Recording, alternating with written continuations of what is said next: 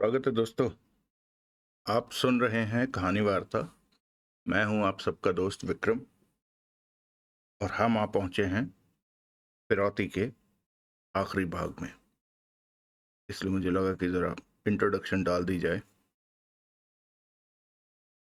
चलिए बातें बाद में करेंगे, पहले कहानी शुरू करते हैं। फिरौती आखिरी भाग, भाग 12। देवराज चांद ने फोन बंद किया और महादेव को फोन किया। क्या तय हुआ गजनी से? महादेव की आवाज कानों में पड़ी।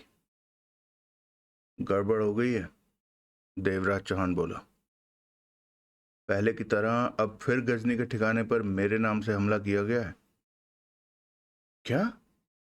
महादेव का चौंका स्वर कानों में पड़ा।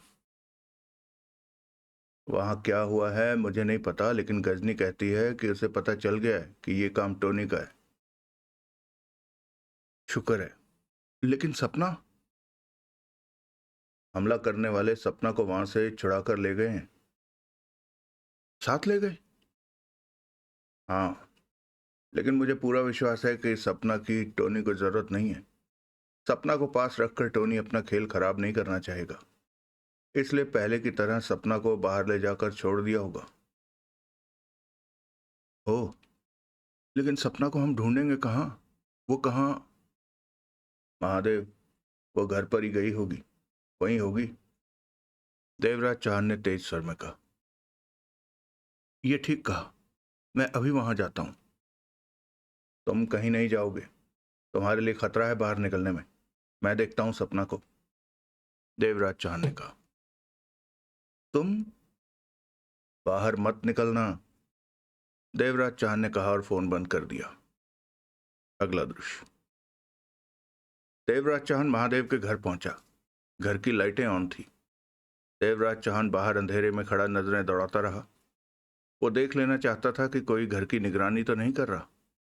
आधा घंटा लगा इस बात पर विश्वास करने में कि वहां कोई निगरानी नहीं कर रहा। फिर देवराज चांद दरवाजे पर पहुंचा। दरवाजा थपथपाया।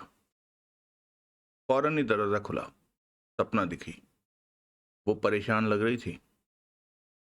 आप? देवराज चौहान को देखते ही वो कह उठी। चलो यहां से, देवराज चौहान बोला। कहां? महादेव के पास। लेकिन पापा मम्मी हैं कहां वो? यहां से चलो, वो कहीं और छिपे हुए हैं। महादेव ने मुझे भेजा है तुम्हें लाने के लिए। सपना हिचकिचाई सी खड़ी रही। सोचो मत, निकलो यहां से। देवराज चौहान सपना का हाथ थामे बाहर निकला और अंधेरे में आगे बढ़ गया। पापा कहाँ हैं? सपना कह उठी। उसे ही बुला रहा हूं, देवराज चौहान ने फोन निकालते हुए कहा। फोन पर देवराज चौहान ने महादेव से बात की। सपना मेरे पास है। ओह, महादेव की आवाज आवाज में खुशी के भाव आ गए थे। लेके आ जाओ। नहीं, तुम बताओ कहाँ मिलते हो। सपना को मुझसे ले लो, देवराज चौहान ने कहा। जगह तय हुई। देवराज चौहान ने फोन बंद कर दिया। अगला दृश्य। महादेव ने सपना को सीने से लगा लिया। बाप बेटी की आंखों में आंसू आ गए थे। तुम्हारा और सपना का खुले में रहना ठीक नहीं है, देवराज चौहान कह उठा। छिप जाओ कहीं। महादेव ने भीगी आंखों से देवराज चौहान को देखा। आधी रात का अंधेरा फैला था। तुम साथ क्यों नहीं चलते हमारे? मेरा भी चाईबासा में रुकना ठीक नहीं है। मैं अभी मुंबई के लिए चल दूंगा, देवराज चौहान बोला। मेरे साथ चलो, मैं तुम्हें आधे हीरे देना चाहता हूं। वो मेरे हीरे नहीं है, तुम मुझे क्यों दोगे? देवराज चौहान मुस्कुराया। तुम मेरे काम आए हो। काम की कीमत लेने का मेरा कोई इरादा नहीं है। ये दोस्तों वाला काम था। लेकिन मैं इतने हीरों का क्या करूंगा? 700 करोड़ के हीरे मेरे लिए तो आधे ही ज्यादा हैं। मैं नहीं ले सकता हीरे। मैंने जगमोहन से वादा किया था कि कुछ तो दूंगा, महादेव बोला। तो जगमोहन से बात कर लेना। अब हमें चलना चाहिए। बेहतर होगा कि तुम भी अपने परिवार के साथ चाईबासा फौरन छोड़ दो। हाँ, मैं कल ही सपना और इसकी मां के साथ चाईबासा से निकल जाऊंगा। महादेव का स्वर भर्रा उठा। तुम मेरे बहुत काम आए। कभी मेरी जरूरत पड़े तो मैं तुम्हें अपने काम के लिए बुलाऊं कभी मुझे तुम्हारी जरूरत पड़ी तो मैं तुम्हें अपने काम के लिए बुलाऊंगा। ऐसे ही जिंदगी चलती है। देवराज चौहान मुस्कुरा पड़ा। महादेव देवराज चौहान के गले जा लगा। उसकी आंखों में आंसू आ गए थे। तुम ना आए होते तो मैं बहुत बड़ी मुसीबत में फंस चुका होता। महादेव भीगे स्वर में कह उठा। बस करो अब। देवराज चौहान उसे अपने गले से अलग करता हुआ बोला। तुम भी जाओ और मुझे भी जाने दो। हम जल्दी फिर मिलेंगे।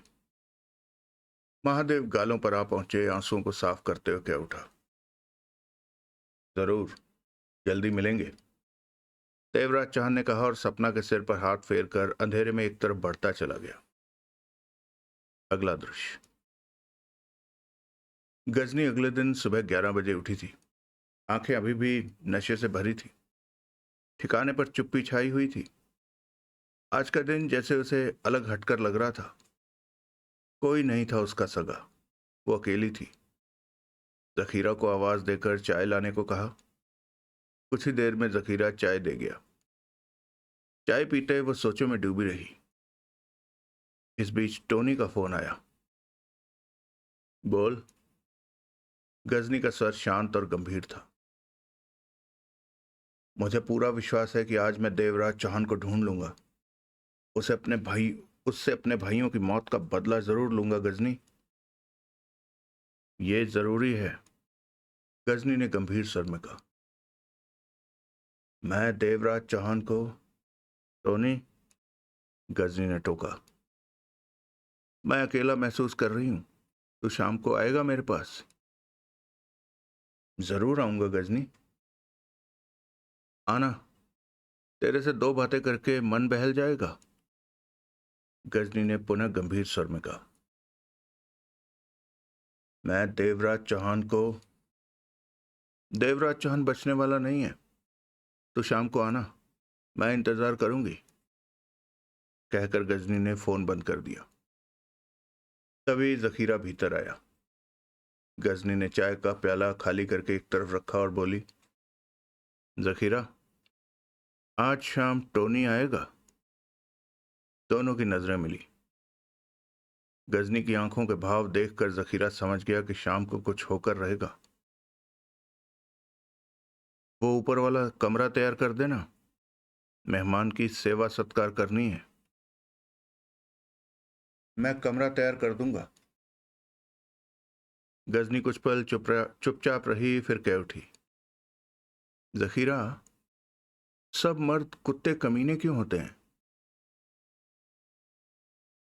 सब नहीं होते, जखीरा ने कहकर गहरी सांस ली। गजनी ने जखीरा को देखा, देखती रही, फिर मुस्कुरा पड़ी। तूने ठीक कहा, सब मर्द कुत्ते कमीने नहीं होते। चौला बढ़िया था, तू भी बढ़िया है, देवराज चौहान भी बढ़िया रहा। सब नहीं होते। शाम को क्या होगा? जखीरा ने गंभीर स्वर में पूछा। गजनी ने जखीरा के चेहरे पर नजरें टिका दी, फिर कुछ पलों बाद कह उठी। टोनी बोलेगा, अपने मुंह से बोलेगा कि चौला की हत्या के लिए आए आदमी उसी ने भेजे थे। गजनी ठंडे स्वर में बोली। ये बात वो अपने मुंह से कहने वाला नहीं है, जखीरा ने कहा। तू अभी गजनी को जानता ही कहां है। अब जानना शुरू कर दे। मैंने कहा कि टोनी बोलेगा तो वो बोलेगा। तेरे को इस बात की पूरी छूट है कि शाम को तू दरवाजे से कान लगाकर सुन सकता है कि हम क्या बातें कर रहे हैं। अगला दृश्य। शाम को टोनी आया। शेव बढ़ी हुई थी टोनी की। वो सुस्त और दुखी लग रहा था। गजनी उसे देखकर मुस्कुराई और आगे बढ़कर टोनी का हाथ पकड़ा। कैसा है तू? दुखी हूं भाइयों की मौत से, लेकिन मैं तो खुश हूं। गजनी खिलखिलाई। क्या मतलब? टोनी ने गजनी को देखा। चल, ऊपर के कमरे में बैठते हैं। हमारे बैठने का इंतजाम उसी कमरे में है। गजनी टोनी का हाथ पकड़े ऊपर वाले कमरे में आ पहुंची। जखीरा कमरे में एक तरफ पड़ी बोतलों को साफ कर रहा था। तू अब जा, गजनी जखीरा से बोली, और काजू वगैरह ला। जखीरा सिर हिलाकर बाहर निकल गया। सोफा चेयर पर गजनी और टोनी आमने सामने बैठे। टोनी ने चेहरा लटका रखा था। दुख क्यों करता है? मैंने तेरे को इसीलिए बुलाया कि दिल लगेगा मेरा। तू इस तरह बैठेगा तो कैसे काम चलेगा? चल उठ, पैक तैयार कर, अपने लिए भी और मेरे लिए भी। गिलास उधर रखे हैं। टोनी उठा और गिलास तैयार करने लगा। टोनी, गजनी ने गहरी सांस लेकर कहा, जब चौला मरा तो मेरे मन में तेरे लिए जगह बन गई थी। टोनी पलटकर गजनी को देखने लगा। हाँ, तेरी जगह मेरे मन में बन गई थी, परंतु अब कोई और आ बैठा है मेरे दिल में। गजनी खुश थी। टोनी के माथे पर बल पड़े। ये तू क्या कह रही है गजनी? गिलास तो ला। टोनी ने आनंद फानन 2 गिलास तैयार किए और एक गजनी को दिया। दूसरा खुद थामे सामने बैठ गया। गजनी ने घूंट भरा। कल शाम पम्मी गोल्डी बोमन मरे तो मेरा हीरो कोई और बन गया, गजनी ने कहा। कौन? टोनी के होठों से निकला। देवराज चौहान। देवराज चौहान? टोनी की आंखें सिकड़ी। क्या कह रही है तू?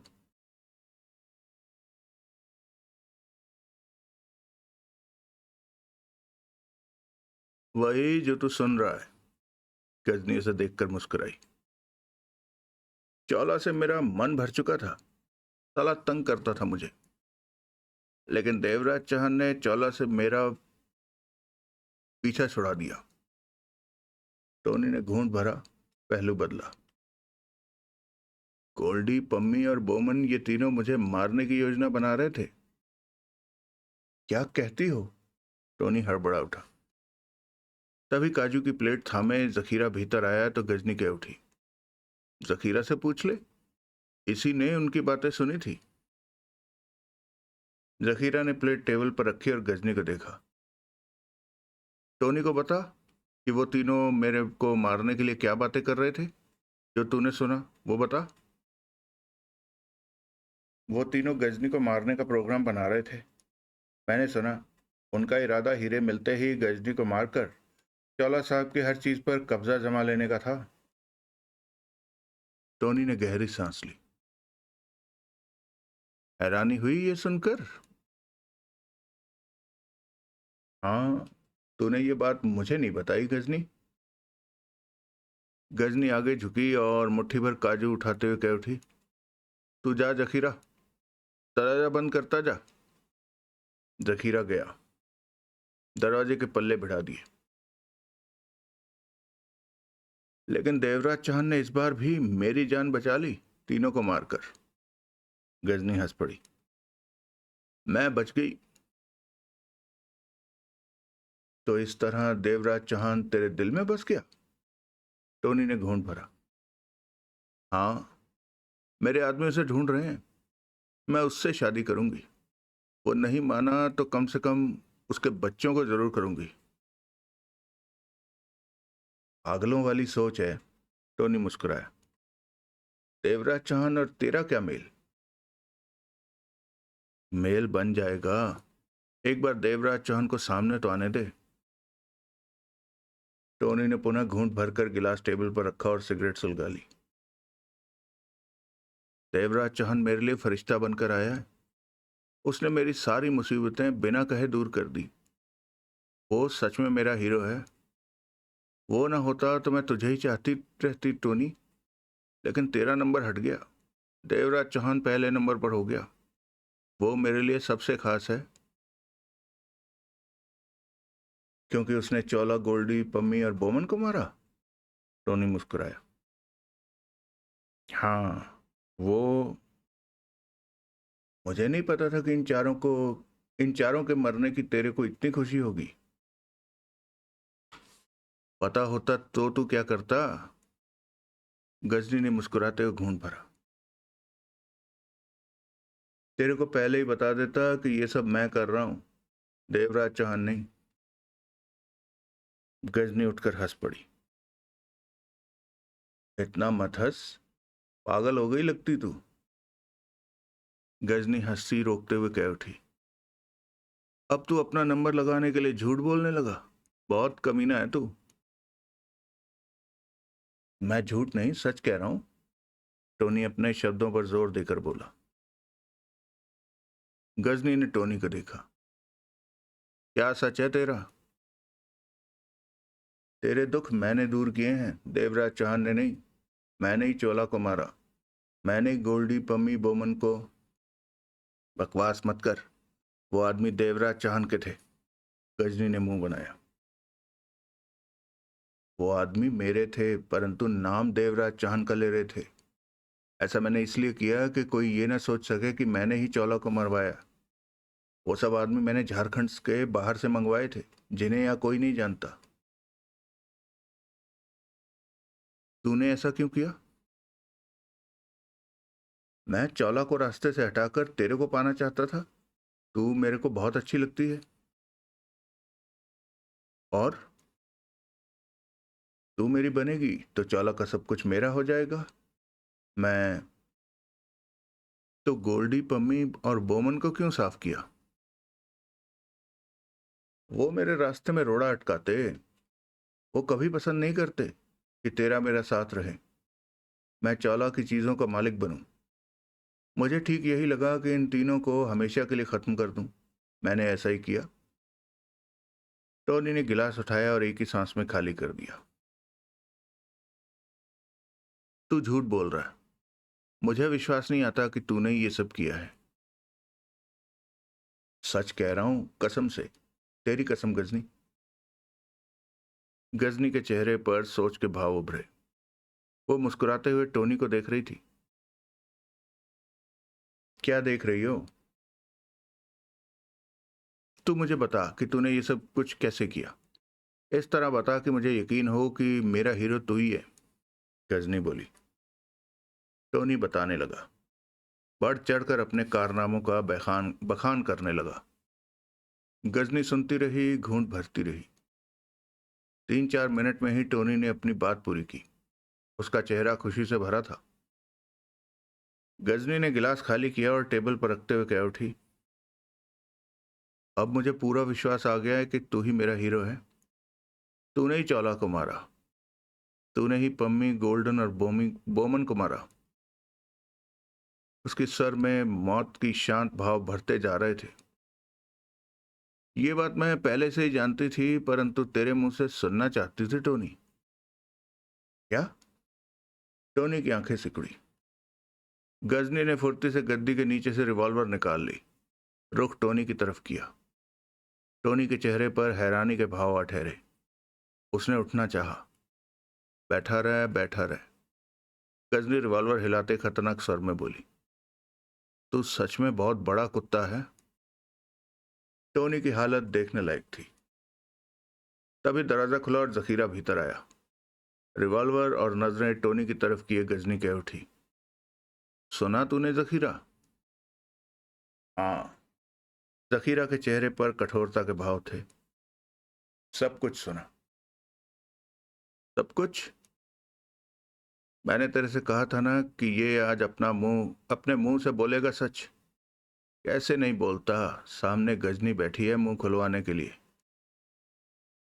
टोनी का पूरा शरीर गुस्से से कांप उठा। बैठे ही बैठे उसने गजनी पर छलांग लगा दी। साली कुतिया मेरे से चाल खेलती है। टोनी गजनी पर जा गिरा। सोफा टेढ़ा होकर गिरा और दोनों लड़कते चले गए। गजनी के हाथ से रिवॉल्वर निकल गई। उसी पल टोनी ने अपनी रिवॉल्वर निकालकर हाथ में ले ली। वो गजनी पर चढ़ बैठा, क्रोध में सुलग रहा था। बाजी पलटी पाकर गजनी के होश उड़ गए थे। तू तो बहुत खतरनाक है, टोनी मौत भरे अंदाज में हंस पड़ा। मेरे मुंह से सच निकलवाने के लिए तूने क्या खूब खेला, मान गया तेरे को। हम दोनों साथ मिलकर चलते तो बढ़िया रहता, लेकिन अब तू मरेगी। मैं तेरे सिर में। तभी गोली चलने की आवाज गूंजी। टोनी के शरीर को तीव्र झटका लगा। रिवॉल्वर वाला हाथ ढीला पड़ गया। उंगलियों से निकलकर रिवॉल्वर गजनी की छातियों पर जा गिरा। टोनी का शरीर आगे को झुकने लगा। उसके शरीर में गोली लगी थी। खून बहना शुरू हो गया था, जो कि गजनी के चेहरे पर बूंदों के रूप में गिरा। गजनी ने पूरी ताकत लगाकर अपने ऊपर पड़े टोनी को हटाया और खड़ी होकर गहरी गहरी सांसें लेने लगी। गजनी ने जखीरा को देखा, जिसके हाथ में रिवॉल्वर दबी थी। उसके चेहरे पर कठोरता थी। फर्श पर टोनी का मृत शरीर उकड़ू सा गिरा पड़ा था। इस कमीने को मैं मारना चाहती थी, गजनी गहरी गहरी सांसें लेते हुए कह उठी। इसने मेरे चौला की जान ली थी, लेकिन ठीक है, तूने मार दिया, ये भी ठीक है। साला मर तो गया, आसान मौत मरा। मैं तो इसे तड़पा तड़पा कर मारती। जखीरा ने रिवॉल्वर वापस रख ली। इसकी लाश को ठिकाने के बाहर फेंकवा दे, ताकि इसके आदमी भी इसकी मौत के बारे में जान लें। कल को इसके आदमी हमारी तरफ आना चाहें तो ले लेना। हमें भी तो आदमियों की जरूरत है, बहुत मरे हैं हमारे आदमी। जखीरा फौरन पलटकर बाहर निकल गया। गजनी ने अपने चेहरे पर हाथ फेरा तो उंगलियां टोनी के खून में रंग गई। साले ने गंदा कर दिया मुझे, अब नहाना पड़ेगा। अगला दृश्य। आधी रात का वक्त था। कोटला बेड पर लेटा हुआ था। आंखों में नींद का नामो निशान नहीं था। खुली आंखों से कभी वो छत को देखता तो कभी दीवारों को देखने लगता। हर तरफ खामोशी छाई हुई थी। यूं ही इसी तरह लेटे लेटे वो 1-2 घंटे के लिए नींद ले लेता था। कुछ दिनों से उसे नींद भी कम आ रही थी, परंतु दिमाग हमेशा चौकन्ना रहता। तभी दौड़ते कदमों की आहटें उसके कान में पड़ी तो गर्दन घुमाकर दरवाजे की तरफ देखा। रतन ने भीतर प्रवेश किया। उसके चेहरे पर हवाइयां उड़ रही थी। गजब हो गया मालिक, सब कुछ बर्बाद हो गया। रतन पास पहुंचकर हाँफने लगा। क्या हुआ? टोनी को किसी ने मार दिया, लाश बाहर फेंक गए हैं। रतन रो देने वाले स्वर में कह उठा। कोटला की आंखें सिकुड़ी। बहुत बुरा हुआ। रतन रो पड़ा। टोनी गजनी के पास गया था, कोटला ने कमजोर स्वर में कहा। वो कोई गलती कर बैठा होगा। रतन रोता रहा। अब सब कुछ फिर से शुरू करना पड़ेगा। कोटला बड़बड़ा उठा। मेरी हुकूमत शुरू होने वाली थी कि टोनी मारा गया। मालिक, रतन रोते स्वर में बोला। तू फिक्र मत कर रतन, कोटला कमजोर स्वर में बोला। क्या? रतन, कोटला ने रतन का हाथ थाम लिया। मैं तेरे को सबसे बड़ा बना दूंगा, टोनी से भी बड़ा। झारखंड में तेरा नाम गूंजेगा। रतन रोना भूल गया। ये आप क्या कह रहे हैं? पहले तू बता, तू सबसे बड़ा आदमी बनना चाहता है? मौका अच्छा है। गोल्डी, पम्मी, बोमन और टोनी है नहीं, रास्ता साफ है। गजनी की फिक्र मत करना, वो तेरे को मैं बताऊंगा कि गजनी को कैसे संभालना है। बोल, बनेगा सबसे बड़ा? कोटला ने कमजोर स्वर में पूछा। रतन हक्का बक्का कोटला के कमजोर चेहरे को देखे जा रहा था। जवाब दे, बड़ा बनना चाहता है? हाँ हाँ। रतन की समझ में नहीं आ रहा था कि वो क्या करे। लेकिन मेरी एक शर्त है। मैं जो कहूँ वही तुझे करना होगा, ज्यादा सवाल जवाब मत करना। ठीक है, रतन ने सिर हिलाया। लेकिन वो बाहर टोनी साहब की लाश, कल जलाना उसे। अब तू मेरी बात सुन कि कैसे तेरे को काम करना है। दिल लगाकर काम करना। तेरे को मैं झारखंड का सबसे बड़ा बना दूंगा। मेरा आशीर्वाद तेरे साथ है। आने वाले वक्त में तेरा नाम ही गूंजेगा हर तरफ। और कोटला का खेल फिर से शुरू हो गया। समाप्त। चलिए दोस्तों, ये कहानी खत्म हो गई। बताइएगा कैसी रही। सारी कहानी बहुत अच्छी थी। मेरे ख्याल से ये बात आप 11वें एपिसोड तक भी कह सकते थे, मैं तो कह सकता हूँ। लेकिन इसका अंत कुछ ऐसा वो किया कि बस, और देवराज चौहान चुपचाप भाग गया। आरडीएक्स को तो मतलब जैसे सिर्फ इसलिए यूज किया कि लोग आरडीएक्स का नाम सुनकर उछल जाएंगे। क्या किया आरडीएक्स ने? यानी कम से कम कोई एक आधी फाइट वाइट ही करवा देते बीच में तो भी बात थी, आमना सामना हो जाता। वो आए, बातें करके 1 करोड़ लेकर निकल गए। खैर,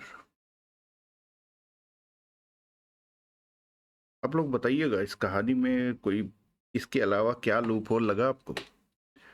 पूरे के पूरे 11 के 11 एपिसोड जो है कहानी ने एज पर रखा हमें, और एंड में लाकर खाई में फेंक दिया, मुझे ऐसा लग रहा है। खैर, तो जैसा मैंने सोचा था, और आप लोगों की रिक्वेस्ट के कारण ही बाय द वे बहुत से लोगों ने कहा कि एंड में ही पढ़ना, तो मैं एंड में ही पढ़ूंगा। तो दोस्तों, मैं ये आज 10 तारीख को सुबह 4:30 बज रहे हैं, और मैं ये कमेंट्स, मतलब अभी मैंने एपिसोड ख़त्म किया रिकॉर्डिंग का, और अब मैं आप सबके उन कमेंट्स का उत्तर देता हूँ जो अभी तक नहीं दिया है। इस बार मुझे लग रहा है कहानी बहुत लंबी हो गई, क्योंकि तस्वीर और फिरौती दोनों के ही उत्तर देने जो हैं वो बाकी हैं। बताइएगा आप लोगों को ये अप्रोच अच्छी लगी, या बीच बीच में 1-2 एपिसोड के बाद आपके कमेंट्स का उत्तर करता रहूं।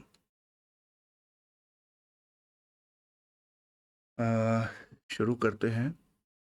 ये आया था आज से 10 दिन पहले। नहीं यार, ये अप्रोच तो बहुत गलत है। 10-10 दिन बाद तो कमेंट का उत्तर देना गलत होगा। अब मैं कोशिश करूंगा कि साथ के साथ ही उत्तर देता जाऊं। लक्ष्मण जी कह रहे हैं, लक्ष्मण पी सुदे, super duper narration. Thank you Laxman जी।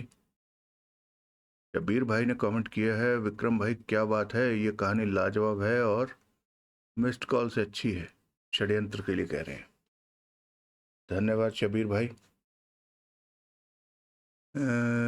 अच्छा, आपका अगला कमेंट है, विक्रम भाई ये जासूस बंसल तो बेवकूफ़ी कर गया। बेवकूफ़ी कर गया, कैसे कर गया बेवकूफ़ी, है ना? ये तारतम्य में टूट जाता है ज़्यादा देर होने से। किस लिए? क्योंकि वो वोहरा के आदमी के हाथों में पड़ गया था, पड़ जाना था मतलब, शायद इसलिए कह रहे होगे आप। ठीक है।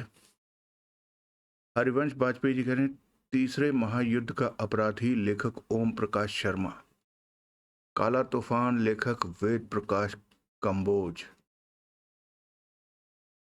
संभवतः इसके अतिरिक्त जंक्शन बलारा नामक बहुचर्चित जासूसी उपन्यास, जिसमें सोने से भरी एक ट्रेन का अपहरण हो जाता है। वो जिस स्टेशन से रवाना हुई उससे अगले स्टेशन पर पहुंची ही नहीं, बीच में गायब हो गई। अच्छा, तो आप ये सजेस्ट कर रहे हैं तीसरा महायुद्ध ओम प्रकाश शर्मा जी का, काला तूफान वेद प्रकाश कंबोज का, और जंक्शन बलारा नामक बहुचर। जंक्शन बलारा का नाम तो मैंने भी कहीं सुना है। ठीक है, मिले तो जरूर पढ़े जाएंगे भाई जी। धन्यवाद हरिवंश जी आपके कमेंट के लिए। जयसुख जेठवा जी कह रहे हैं विक्रम भाई कहानी अच्छी थी, एंडिंग भी अच्छी रही। यही षड्यंत्र के लास्ट पार्ट में लिखा है इन्होंने। एक और बात, मैंने इसके पहले एपिसोड में कमेंट किया था, उसमें आपने मेरा नाम गलत पढ़ा था। मेरा नाम जयसुख जेठवा है। हो सकता है भाई जी गलती हो गई हो। जयसुख भाई क्षमा प्रार्थी इसके लिए। धन्यवाद आपके कमेंट के लिए। वासुदेव जी कह रहे हैं अनिल मोहन की उपन्यास में पाकिस्तानी एक अन्य चैनल पर अपलोड है। अनिल मोहन जी का उपन्यास मैं पाकिस्तानी एक अन्य चैनल पर अपलोड है, लेकिन प्रस्तुति ठीक नहीं है, कुछ समझ में नहीं आता। अगर हो सके तो इसे अपलोड करने के साथ ऊंची छलांग भी। जरूर, मैं पाकिस्तानी और ऊंची छलांग, ठीक है, मैंने लिख लिए दोनों और मैं इन्हें अपनी लिस्ट में ऐड कर देता हूँ। और आपके सजेशन पर जरूर काम होगा जैसे ही बारी आएगी आपकी, या आपके कमेंट की, कहने का मतलब।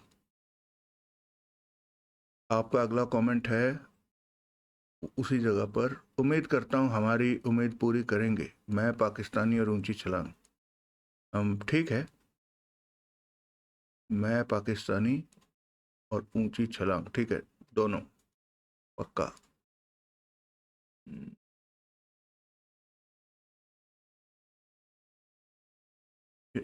शब्बीर भाई का कमेंट है, क्या ये कहानी मैं पाकिस्तानी तो नहीं? अच्छा, वो आपने उसके लिए कहा था। हाँ, वो मैंने जानबूझ के उसमें शब्बीर भाई मैंने टाइटल नहीं डाला था तस्वीर का, और मुझे लगा कि शायद आप लोगों की उत्सुकता बढ़े इस तस्वीर को देखकर, क्योंकि कहानी का जो सारा का सारा जो दारोमदार है। वैसे आप लोगों ने, मतलब मुझे हैरानी है कि आप में से किसी ने मेरी क्रिएटिविटी का को दाद नहीं दी। उस तस्वीर को मैंने तस्वीर के रूप में बनवाया थंबनेल के लिए, और तस्वीर में वो जो जुलूस जा रहा था ताजियों का वो था, यानी वो जो सीन उस वक्त उस पूरी पूरी नॉवल में पढ़ा जा रहा है, उसको मैंने कैप्चर करवाया था। अच्छा, फिर आपने थोड़ी देर बाद लिखा नहीं ये तो सुनील सीरीज है। हाँ, आपने बाद में उसका आईडी कार्ड देख लिया होगा ना, साथ में लगा। खैर, धन्यवाद। सैड पी बी म्यूजिक जी कह रहे हैं नमस्कार विक्रम जी, देवराज चौहान का 10 लाख की डकैती और दौलत का जहाज नावल पढ़िए। बाकी कहानी अच्छी थी और उससे भी अच्छी आपकी आवाज़ और सुनाने का अंदाज है। बहुत बहुत धन्यवाद। 10 लाख की डकैती और हाँ ठीक है, मैंने नोट कर लिया है। दौलत का जहाज तो शायद कहीं है, और ये 10 लाख की डकैती भी कहीं मैंने सुनी हुई है। चलो कोई नहीं, ज़रूर इसे भी शामिल करेंगे। संजय सोनकर भाई कह रहे हैं विक्रम भाई, मैं संजय सोनकर, मैं देख रहा हूँ 1994 में षड्यंत्र नाम की कोई नावल नहीं था अर्जुन का। मेरे ख्याल से आपको नावल सुना रहे इसका रियल नाम खतरनाक आदमी है। संजय सोनकर भाई, आपने कहा तो बिल्कुल सही है, लेकिन अगर आपने खतरनाक आदमी पकड़ लिया है तो देखना उसके तीसरे पन्ने के ऊपर बकायदा डेट लिखी हुई है। अगर मैं सही हूं तो प्लीज़ बताना। बिल्कुल सही हो संजय जी, बिल्कुल सही। ये खतरनाक आदमी ही था जिसको मैंने नाम चेंज कर दिया षड्यंत्र। अवतार बोरा जी कह रहे हैं विक्रम भाई, बोरियत से भरी एक महाघटिया कहानी सुनाने का दिल से धन्यवाद। आशा करते हैं कि आगे आप ऐसा नहीं करेंगे। जय श्री राम। ये कमेंट अपने षड्यंत्र के ऊपर किया है। अब चलो, हो सकता है बहुत से लोगों को कद्दू खाना पसंद नहीं होता, से लोगों को भिंडी खाना पसंद नहीं होता। खैर, ठीक है अवतार भाई, उम्मीद है ज़्यादा दुख नहीं हुआ होगा। केवल 6 एपिसोड की कहानी थी। अगर यही विचार ये जो फिरौती जैसी कहानी के लिए हों तो फिर तो वाकई काफ़ी लंबा टॉर्चर रहा होगा आपके लिए। खैर, कमेंट के लिए धन्यवाद। अश्विनी कुमार जी कह रहे हैं, there are limited hi fi rich resourceful characters in this novel. I was thinking that the villain might be Bora. He fits in this situation well. Typical story of the 1990s, I think. My middle age era. I don't know who is the author of this novel, but he is not S.M. Pathak for sure. Since the 70s, I've been a die-hard fan of SMP. He is the best in mystery writing. Try to get his old novels of 80s and 90s. Bless you. Thank you Ashwini Kumar ji. 90 के दशक का अगर आप middle age में थे तो वाकई हमसे तो बड़ी उम्र के ही हैं। ठीक कहा आपने, ये एसएमपी का नावल नहीं था। और थोड़ी देर सुनने के बाद वाकई किसी को भी, और आपने चौथे भाग पर कमेंट किया है तो चौथे पर तो वाकई मुझे भी लगने लग गया था कि ये वोरा का ही कांड है, वो जो रेड लायन है। खैर, एसएमपी के 80 और 90 के नावल्स जो हैं, देखिए एसएमपी के जितने भी नावल्स हैं ना, वो मैंने देखा है कि करीब करीब सारे ही किसी न किसी चैनल पर उपलब्ध हैं, किसी न किसी ढंग के चैनल पर। हाँ, जो एक दो बच गए हैं, जैसे अभी ये तस्वीर था, एक मैंने अभी और ढूंढा हुआ है, आपको थोड़ी दिनों में, यानी इसके कहानी के बाद आगे मैं पेश करूँगा। देखिएगा, वो भी नया है। नया मतलब मुझे नहीं लगता कि वो किसी और चैनल पर उपलब्ध होगा। हो सकता है आपने बहुत पहले पढ़ा हो, वो पुराना नावल ही है। खैर, आपके कमेंट के लिए धन्यवाद। अजय राजपूत जी कह रहे हैं, क्या ये कहानी बोरियत भरी है? अच्छा, मैं आज सुनने के बाद अपना कमेंट करूँगा। धन्यवाद अजय जी। कृष्णा बहन का कमेंट है, विक्रम भाई नमस्कार, अर्जुन पंडित की कहानी ठीक ही थी पर मुझे कुछ खास नहीं लगी। देवराज चौहान और मोना चौधरी के पूर्व जन्म के उपन्यास में अर्जुन पंडित एक रियासत का पुरोहित था। कहानी सुनाने के लिए धन्यवाद। धन्यवाद कृष्णा बहन। खैर, तो यानी काफ़ी लोगों को अच्छी नहीं लगी। अवतार जी को अच्छी नहीं लगी, अजय जी को अच्छी नहीं लगी, कृष्णा बहन को भी अच्छी नहीं लगी। कोई बात नहीं। ललित यादव कह रहे हैं, वेद प्रकाश शर्मा कुबड़ा। अच्छा, मतलब आपका ये सजेशन है, वेद प्रकाश शर्मा का कुबड़ा। ठीक है भाई जी, नोट कर लिया। वशिष्ठ सानी जी कह रहे हैं, सर जी नमस्ते, आप कमेंट का जवाब देते हैं तो बहुत सुकून मिलता है। थैंक्स। मुझे भी बहुत सुकून मिलता है जब आप कमेंट्स करते हैं। ऐसे ही कमेंट करते रहिए, और अब मैं कोशिश करूँगा कि 2-3 दिन में ही जितने भी कमेंट आए उनका उत्तर दिया जाए, हर दूसरे तीसरे एपिसोड के बाद, बजाय कि हम 10-10 दिन इंतज़ार करें। राकेश शर्मा जी कह रहे हैं, जहाँ जहाँ आप रिकॉर्डिंग करते हुए हंसे हैं, हम भी हंसे। हाँ, वो सिचुएशन ही ऐसी हो गई थी कि बंदे की हंसी निकल जाती है ना। तो मशीनी तौर पर पढ़ने का क्या फ़ायदा, इसलिए इन सबको पढ़ने के बाद भी आज सुनते हैं। Ramakant is my favourite character. No mind, no load, no worries, just enjoy life. हाँ, वो अच्छा कैरेक्टर बनाया है पाठक साहब ने। यानी होता क्या है कि राइटर के दिमाग में ना अपनी आसपास की दुनिया ही होती है, उन्हीं को कागज़ के तानों बानों में डाल देता है वो, थोड़ी बहुत फिक्शन के साथ। तो कोई ना कोई हिस्सा पाठक साहब का ज़रूर रमाकांत जैसा रहा होगा, या उनका कोई ऐसा दोस्त रहा होगा जिसको उन्होंने प्रतिबिंबित किया है। धन्यवाद आपके कमेंट के लिए। अच्छा, आपका एक और कमेंट है, भाई साहब नगदऊ की खुशबू तो आपको 20 किलोमीटर से इस एक डायलॉग के लिए आपकी पूरी रिकॉर्डिंग सुनी ब्रो, थैंक यू। अच्छा, वो डायलॉग नगदऊ की खुशबू तो 20 किलोमीटर से आ जाती है। धन्यवाद राकेश जी। वैभव जी का कमेंट है, जय श्री राम सर जी, अर्जुन भारद्वाज ही पूर्व जन्म के पंडित हैं। धन्यवाद। वो ताज वाली सीरीज में ये बताया गया है। ठीक है, हाँ, कृष्णा बहन ने भी ऑलरेडी बताया। ताज वाली सीरीज नहीं, वो पूर्व जन्म की सीरीज थी जो मोना चौधरी की। हाँ, मतलब शायद पूर्व जन्म के उपन्यास पर ताज वाली सीरीज। ये यार वो ना, मैंने मोना चौधरी के साथ वाले वो कुछ और ही टेंजेंट पे चलते हैं, वो भूत पिशाच ये वो उन सब में चलते हैं, तो वहाँ थोड़ा सा ना मेरा दिमाग कम चलता है, उधर मेरा इंटरेस्ट जागता नहीं है, पता नहीं क्यों। खैर, धन्यवाद आपके कमेंट के लिए। समीर हिंदुस्तानी जी लिख रहे हैं, विक्रम भाई अब तो आपने अर्जुन भारद्वाज सीरीज भी शुरू कर दी भाई। मैंने आपसे देवराज चौहान सीरीज का एक नॉवल के लिए पता नहीं कितनी बार बोला, तो आप बोलते रहते हो कि हमें कमेंट करो, आपकी पसंद के उपन्यास लाएंगे। तो मैं आपसे कब से कह रहा हूँ, अगर आप नहीं ला सकते तो बता दो भाई, कोई बात नहीं, मुझे बुरा नहीं लगेगा। जो आप सुनाओगे पसंद होगा तो सुन लेंगे, नहीं तो इंतज़ार करेंगे।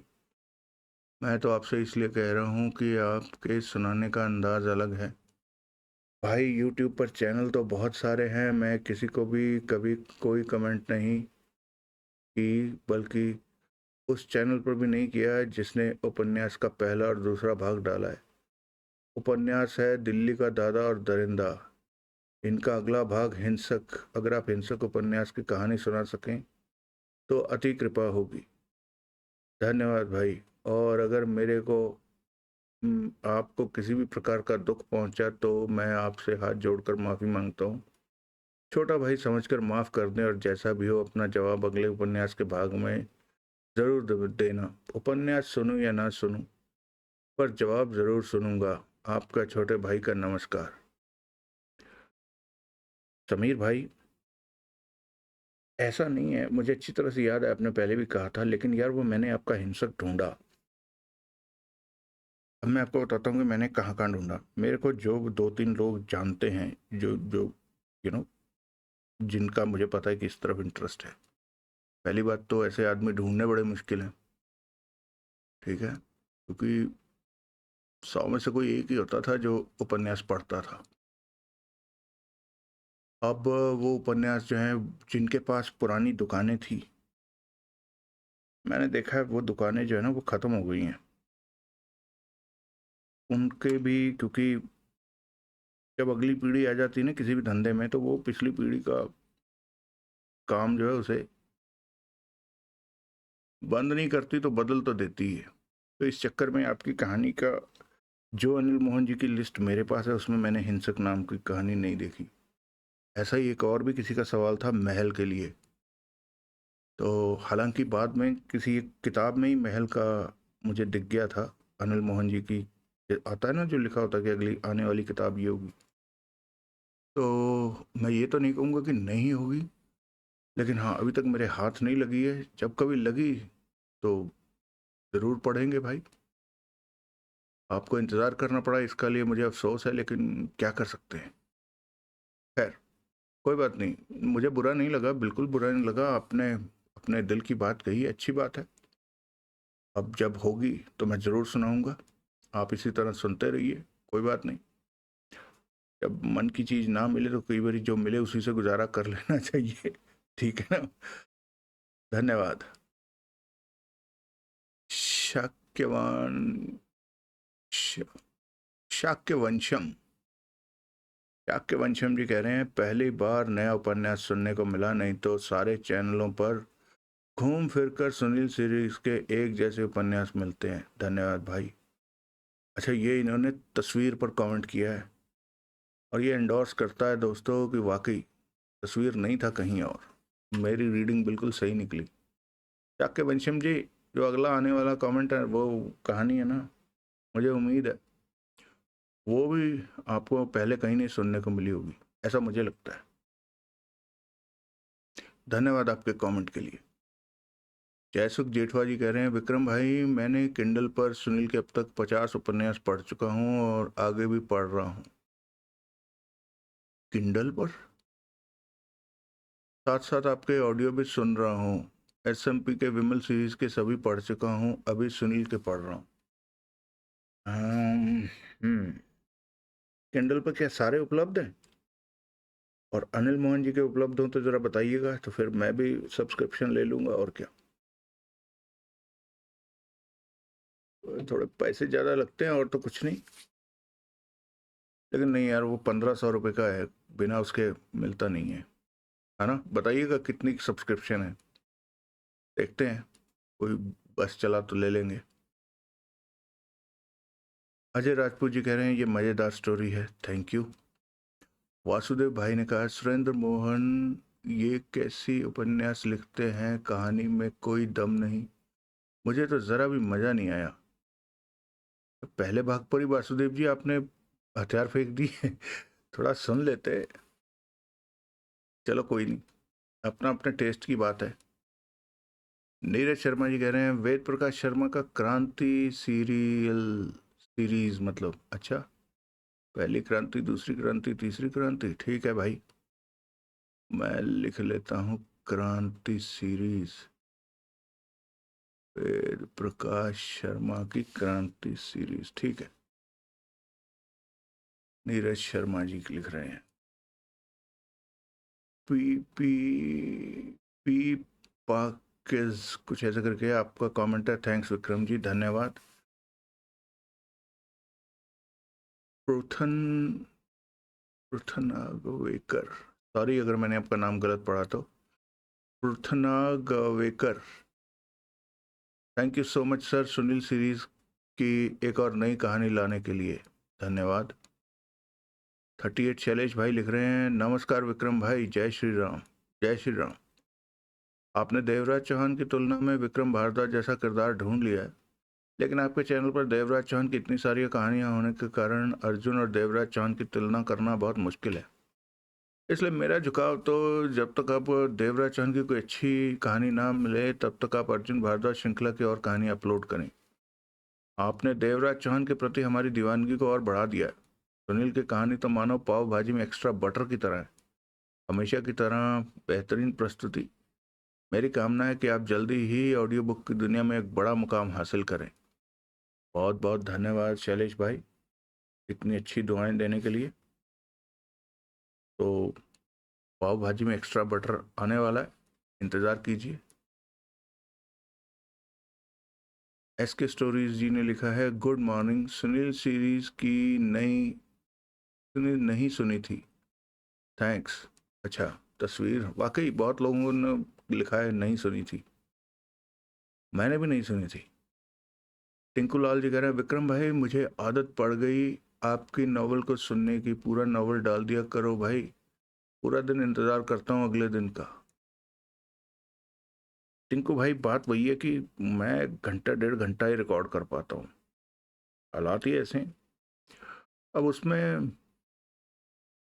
यही हो सकता है, या फिर मैं 5-7 दिन के बाद पोस्ट करूं, उसमें उल्टा और लंबा हो जाएगा काम, क्योंकि ये जो 1 घंटे की रिकॉर्डिंग है ना, ये झट से साथ के साथ अपलोड हो जाती है, लेकिन उन पांचों को अगर मान लो जोड़ना पड़े ना तो उसमें और ज़्यादा टाइम लगेगा, और बहुत सारी रिसोर्सेज का क्रंच है, आप समझो बात को। तो फिलहाल ऐसे ही चलाते हैं, देखते हैं आगे कुछ बदला तो। खैर, आपके कमेंट के लिए धन्यवाद।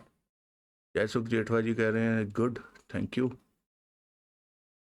पी पार्कर्स कह रहे हैं thanks Vikram ji, thank you. Shailesh भाई ने लिखा nice story, Surendra Mohan Pathak is a great author compare to anyone, thank you. Harivansh Vajpayee ji ने क्या रोने वाला इमोजी बनाया या गुस्से वाला है, चलो। ममता पाटिल कह रही हैं अच्छा है सर, धन्यवाद, थैंक यू।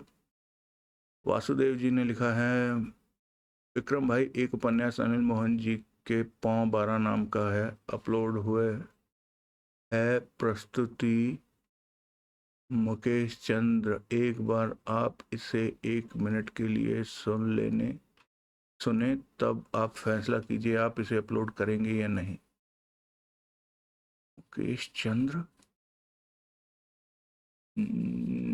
क्या लिखा है ये? इतना तो मैं समझ गया कि अनिल मोहन जी का पाँव 12 नामक उपन्यास अपलोड हुआ है। प्रस्तुति मुकेश चंद्र, एक बार आप इसे 1 मिनट के लिए सुन लें। अच्छा, किसी मुकेश चंद्र जी ने डाला है तो मैं सुन लूँ और उसके बाद फैसला करूँ, ठीक है। मतलब अगर आपका कहने का तात्पर्य ये कि वहाँ पर अच्छा नहीं लग रहा, तो मैंने आपको पहले बताया कि 2-3-4 चैनल ही हैं जिन्हें हम एज अ बेंचमार्क लेकर चलते हैं। अगर वहाँ नहीं है कहानी तो फिर हम जरूर अपलोड करेंगे। पौ 12 किसने कही थी पहले? पौ 12 पहले भी किसी का सजेशन है पौ 12 का।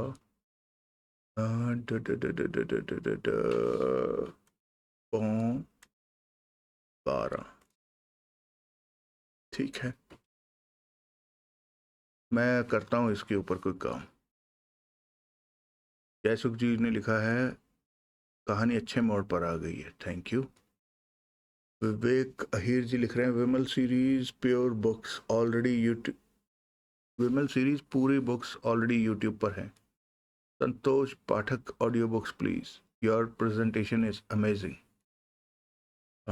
ठीक है विवेक जी, आपका सजेशन अच्छा लगा।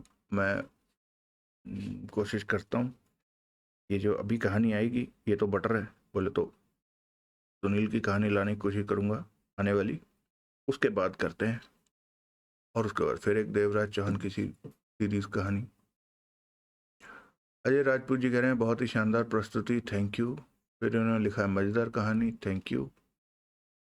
सना खान जी ने लिखा भाई देवराज चौहान की नावल नहीं है क्या? नहीं सना बहन, ये देखो आपके ये जो कमेंट का उत्तर है आपको देवराज चौहान की कहानी पर ही मिल रहा है। अच्छा, आपको लगा होगा कि यार ये क्या है आदमी। नहीं नहीं, अब हम थोड़ा सा, अभी सुना ना आपने पाव भाजी के साथ ये बटर है तो बटर होना जरूरी है। अभी देवराज चौहान की कहानी अगर पाव भाजी है तो बटर आ रहा है। नीरज शर्मा कह रहे हैं good story, thank you. Ajay Rajput ji कह रहे हैं मज़ेदार कहानी, धन्यवाद।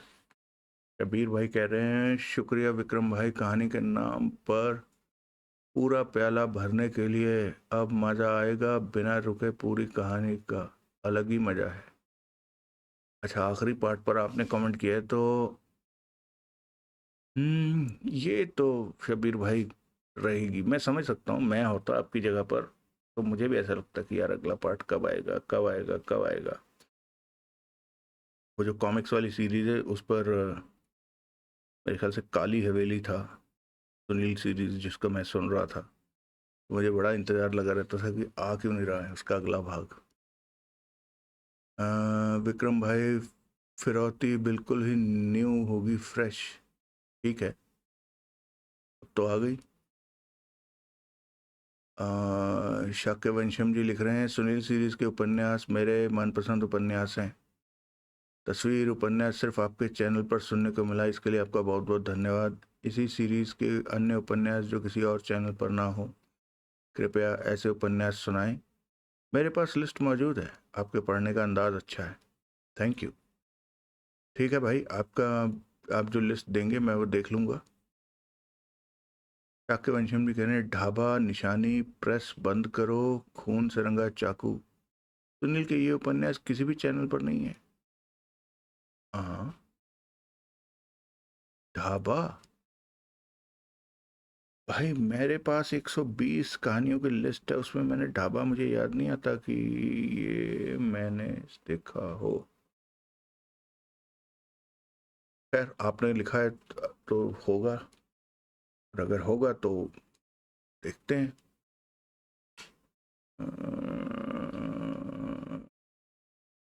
खून से रंगा चाकू, हो सकता है कहानियों के नाम बदली कर दिए गए हों। अगर मिले तो जरूर पढ़ के सुनाएंगे शाक्य वंशम जी। टिंकू लाल जी कह रहे हैं बहुत सुंदर रही कहानी, त्रुटि मैं निकल नहीं सक,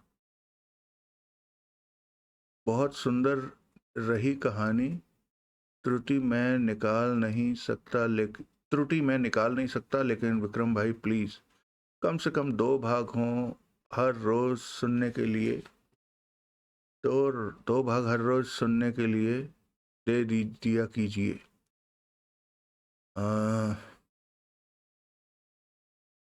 ठीक है, जहाँ मेरी रिकॉर्डिंग आगे हो जाएगी वहाँ मैं कर दूंगा। ठीक है, और जैसे जैसे मुझे अब लग रहा है। अब क्यों लग रहा है? अब इसलिए लग रहा है कि हमने 4 भाग इसके अब तक पब्लिश हुए हैं और मैं 12वां रिकॉर्ड कर रहा हूँ, तो इसके 2-2 भाग मैं आगे कर देता हूँ ताकि आप लोगों तक जल्दी पहुँच जाएं। ठीक है, लेकिन इसमें फिर एक ये चांस भी होगा कि कोई दिन मिस भी बच सकता है, फिर मत कहिएगा। चलो यही करके देखते हैं। विमल सीरीज मुझे शाक्य वंशम जी का कमेंट है, विमल सीरीज मुझे पसंद नहीं है। सुनील प्रभुदयाल और रमाकांत की तिगड़ी लाजवाब है, उससे अच्छा आपका सुनाने का अंदाज है। Thank you. लक्ष्मण जी का कमेंट है, super story, good narration. Thank you. Vivek Chauhan ji ने कमेंट किया है, नाइस स्टोरी विक्रम भाई। Thank you Vivek ji. सरफरोज खान जी कह रहे हैं, सुरेंद्र मोहन पाठक का जुगल किशोर यानी बंदर नाम के किरदार की कहानी भी मनोरंजक है। हाँ, मतलब वो साइड हीरो है, हीरो तो सुनील ही है। आपका एक और कमेंट है सरफरोज खान, रमाकांत और सुनील की तुकबंदी के बगैर कहानी फीकी लगती है। सही कहा, तस्वीर में रमाकांत का कोई खास रोल नहीं था। ठीक कह रहे हो। ऋतु शर्मा जी कह रहे हैं, very interesting story. Thank you. Sukhlal Jethwa ji का कमेंट है तस्वीर के आखिरी भाग पर, तस्वीर कहानी में किरमानी को जबरदस्ती से खूनी बना दिया गया लगता है ना?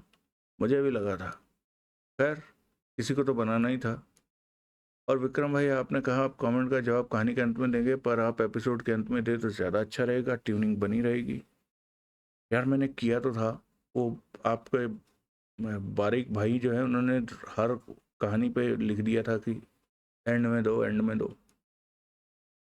ठीक है, मैं कोशिश करूँगा। कृष्णा बहन का कमेंट है, विक्रम भाई नमस्कार, मुझे तो कहानी बढ़िया लगी। मैं तो सुरेंद्र मोहन पाठक जी के उपन्यास बहुत पसंद करती हूँ, लगभग सारे पढ़े हुए हैं। आपने त्र्यंबकम क्यों बंद कर दिया? प्लीज़ उसे तो पूरा कर दीजिए, बढ़िया प्रस्तुति। ठीक है कृष्णा बहन, उसको पूरा नहीं, बंद नहीं किया है उसको।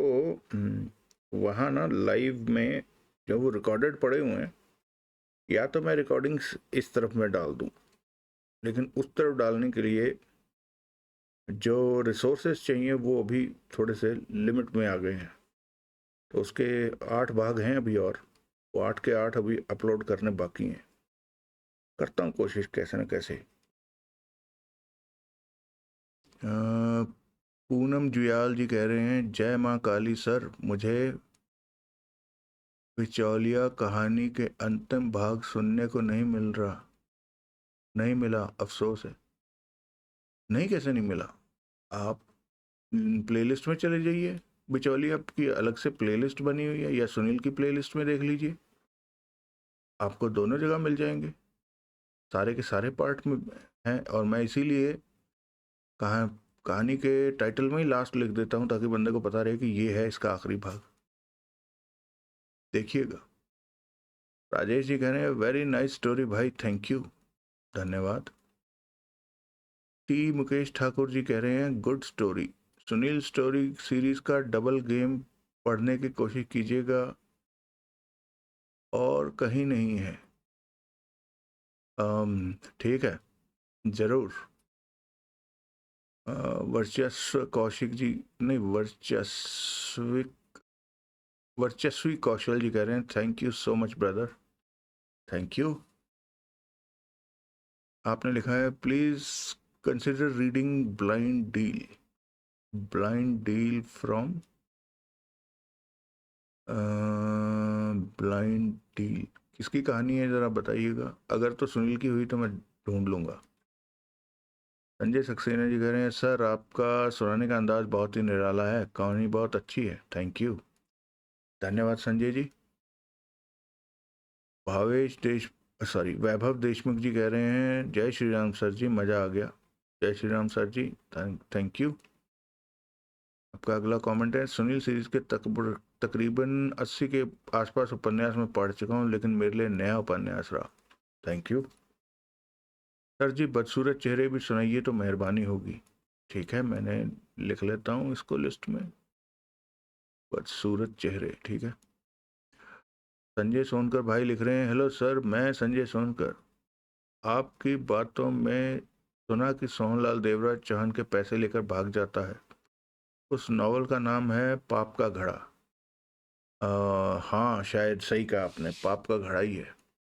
आई एम श्योर बाकी दोस्तों ने भी सुना होगा, तो बताइएगा दोस्तों कि ये सही है ना, पाप का घड़ा है।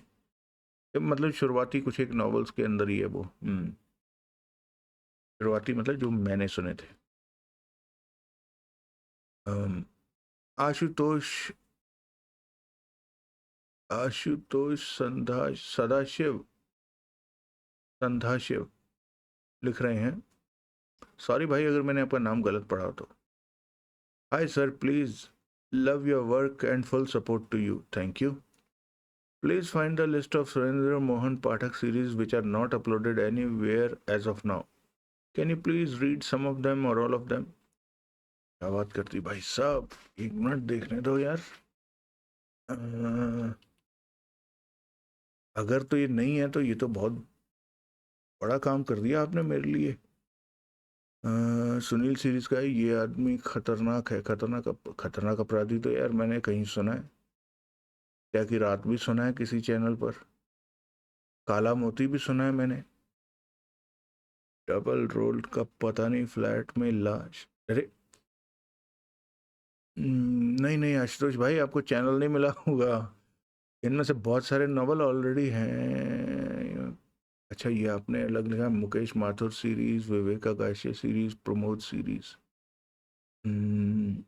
ठीक है भाई जी, थैंक यू। बड़ी एग्जॉस्टिव लिस्ट दी है आपने, लेकिन मैं करता हूँ इसके ऊपर कुछ। पर थैंक यू आपके कंट्रीब्यूशन के लिए, ये अच्छी लिस्ट दी है आपने। मैं देखता हूँ इनमें से, हाँ अगर कोई नहीं मिली तो अब ज़रूर, मेरी तो कोशिश वही होती है कि वो कहानी पढूं जो कहीं और ना हो। पर आपने ये लिस्ट दी है तो ठीक है, कुछ तो काम शॉर्ट लिस्ट हो ही गया। अब इसमें से शॉर्ट लिस्ट करके देख लेते हैं। अब जैसे आपने ये लिखा हुआ है कि डबल मिशन, स्पाई चक्र, सिंगल शॉट, ऑपरेशन सिंगापुर, ये सब तो मैंने सुने हैं किसी न किसी चैनल पर। और जब मैं कह रहा हूँ तो मैं वो जो कौन सा है वो ऑटोमेटेड आवाज़ वाला, उनकी बात नहीं कर रहा हूँ मैं किसी, या तो वो शानू जी के चैनल पर हैं या वो कॉमिक वालों के चैनल पर हैं, क्योंकि कॉमिक वालों के 2 चैनल हैं। और खैर कोई नहीं, पर धन्यवाद आपके इस कंट्रीब्यूशन के लिए।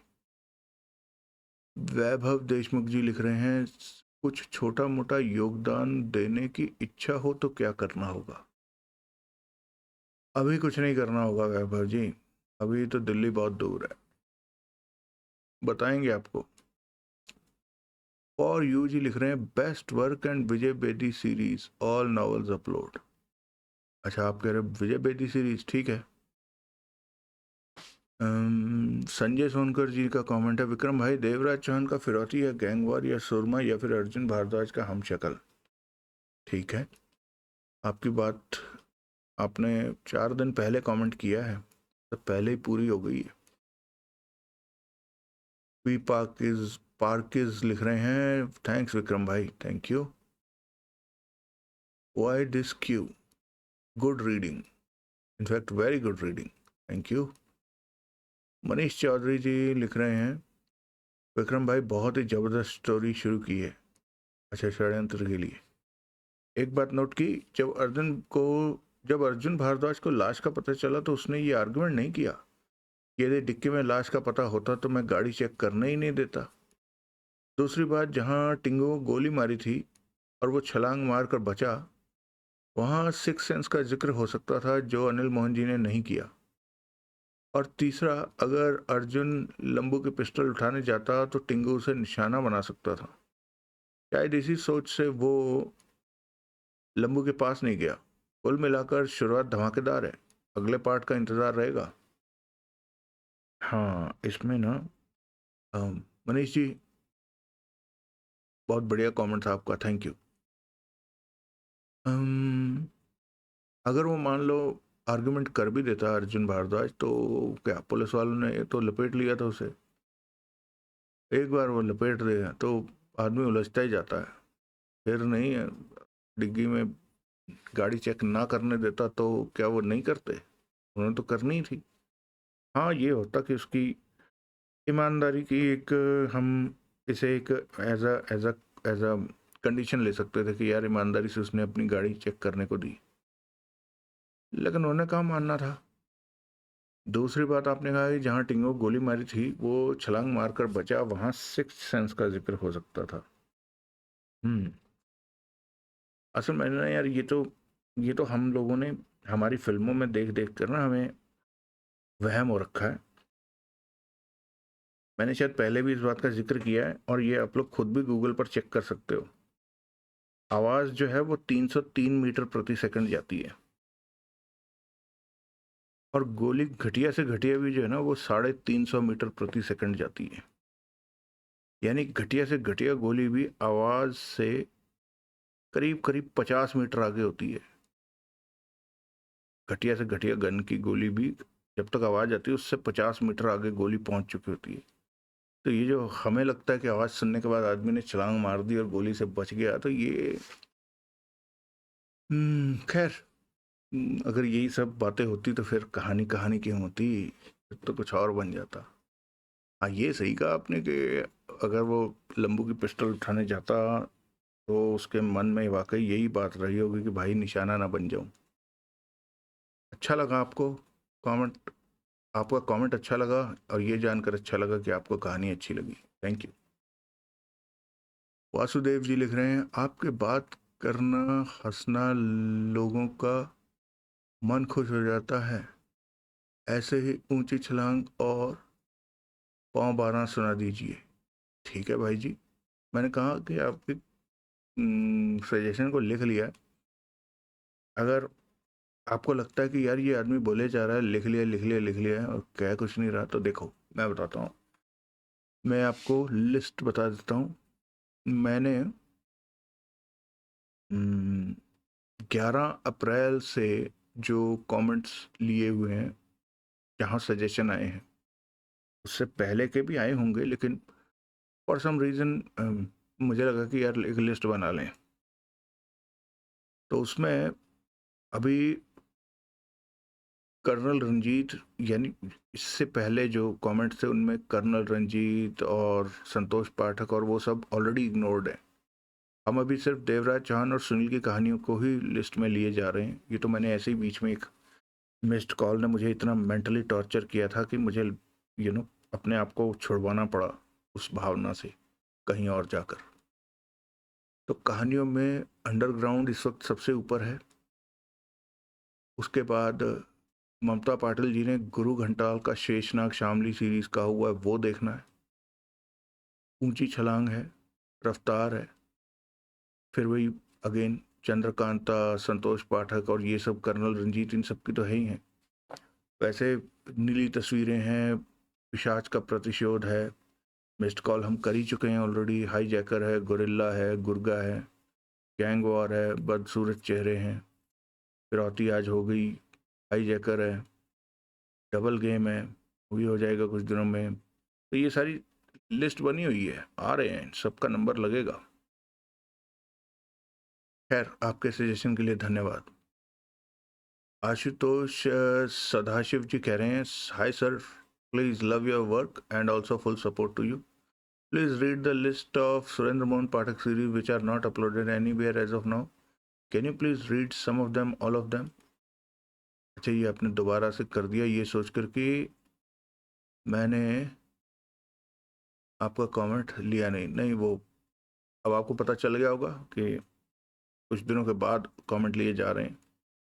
ठीक है, मैंने पहले ही बताया कि let me go through it, I will work on it. Sanjay Sonkar भाई कह रहे हैं, वाह ग्रेट सर, थैंक्स फॉर फिरौती।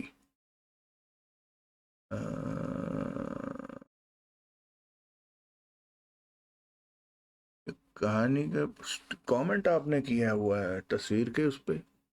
नहीं, फिरौती पे ही किया। ठीक है ठीक है ठीक है। संजय सोनकर भाई का नेक्स्ट कमेंट है, सोहनलाल ने देवराज चौहान का माल लेकर भागा था, उस नॉवल का नाम है पाप का घड़ा, दूसरे चैनल पर उपलब्ध है। हाँ, मनीष चौधरी जी ने कहा, विक्रम भाई बहुत ही जबरदस्त कहानी और लिटरली एक बैठक में पढ़ने का अवसर मिला, क्योंकि कहीं से भी कहीं तक कोई लूप होल नहीं मिला कि ब्रेक दिया जाए। ये आपने षड्यंत्र के लिए फीडबैक दिया है, धन्यवाद। यदि क्लास में स्टूडेंट नहीं आते तो शायद ये कंटिन्यूटी में ही पढ़ा जाता, पर स्टूडेंट्स के आने के कारण बीच में गैप हुआ। वह बहुत ही ज़बरदस्त, फिर चाहे वो कोई भी कैरेक्टर हो, मुझे ऐसा लग रहा था कि वो पुलिस इंस्पेक्टर है, कहीं ना कहीं अर्जुन भारद्वाज का साथ देगा, पर ऐसा शुरुआत में दिखा, कंटिन्यूटी में नहीं। अमरनाथ वोरा का जब पता चला कि वो इतना एक्सपेक्टेड नहीं था, पर हाँ मज़े बहुत आए पूरी स्टोरी में। मैं एक और चीज़ और जो ये समझ में नहीं है कि अर्जुन भारद्वाज किस तरीके से अपनी पूरी योजना बनवा रहा था। उसके होटल का फ़ोन नंबर बंसल के पास, ये सारी चीज़ें बहुत अच्छी स्टोरी है। और जाहिर सी बात है कि आजकल जो मोबाइल फ़ोन और स्मार्टफोन के ज़माने में जीने वाले लोग हैं, वो उस स्टोरी की भावनाओं को नहीं समझ पाएंगे। बिल्कुल सही कहा आपने। कहानियाँ तो वैसे भी, क्योंकि अगेन आज की ये जो डिजिटल वर्ल्ड है, इसने लोगों का अटेंशन स्पैन कम कर दिया है। लोगों से मेरा तात्पर्य है जो बच्चे हैं उनका, जो यंगर जनरेशन है, छोटी जनरेशन है उनका, क्योंकि उन्हें जो है सब कुछ फटाफट चाहिए और तड़क भड़क उनकी लाइफ का हिस्सा हो चुका है।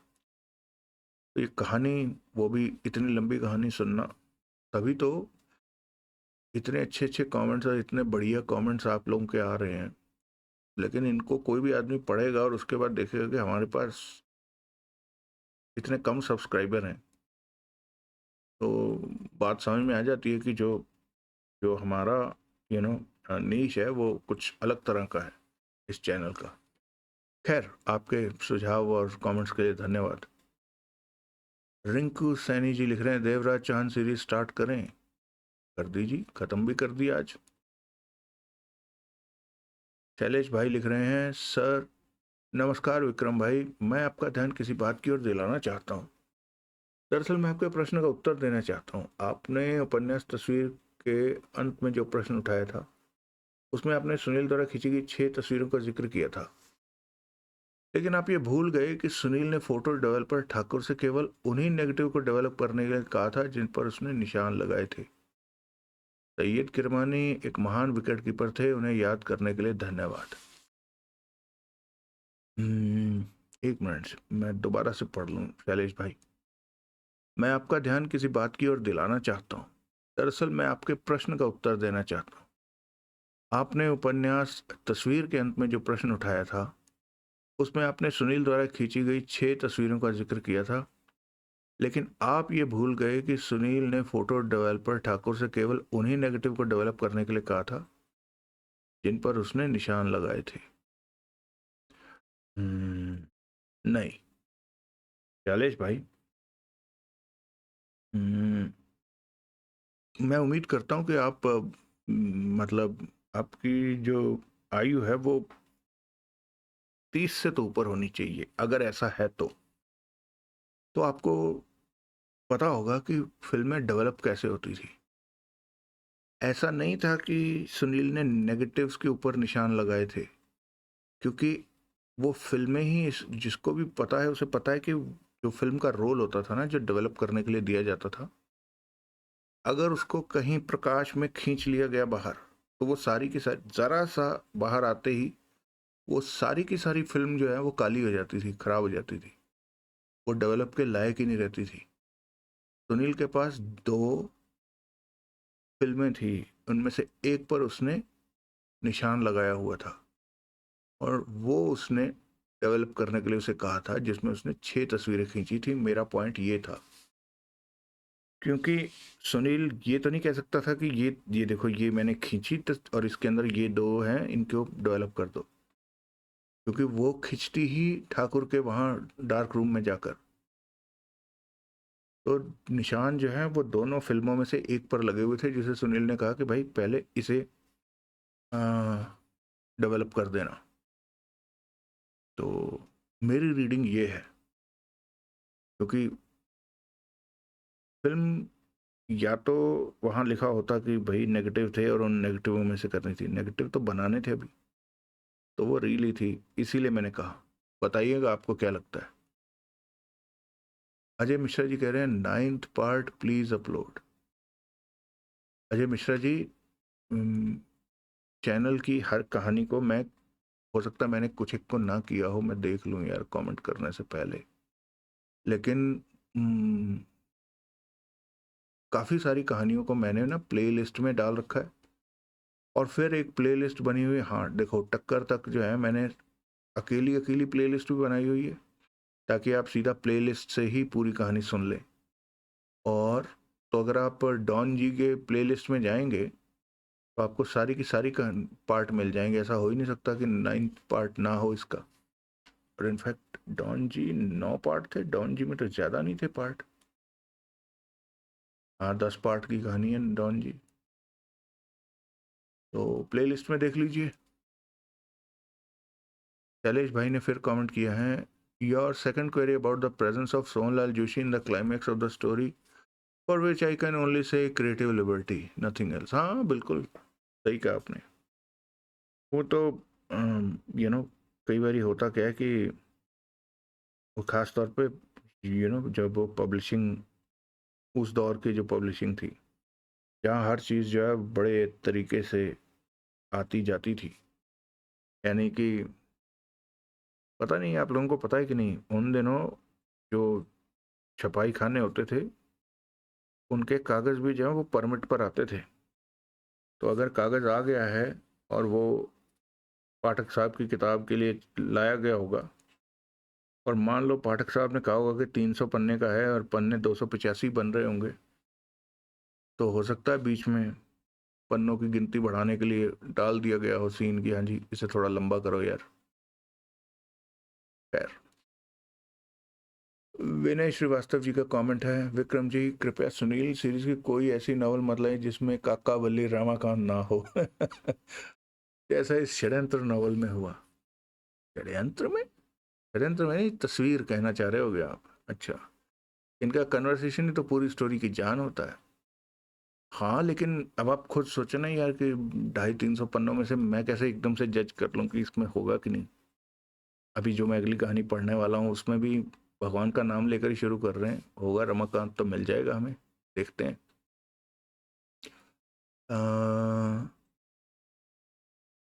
संतोष उगाड़े जी कह रहे हैं नमस्कार सर। नमस्कार भाई। अनिरुद्ध सिंह जी कह रहे हैं भाई must awaited story, thank you. Aniruddh ji ने एक और कमेंट किया है, अस गूगल गुरु की तरह गुमराह मत होना, कभी कभी कुछ कॉमिक लाइफ की तरह एक नियम पर चलो। ठीक है भाई, मैं समझ गया हूँ आप क्या कहना चाह रहे हैं।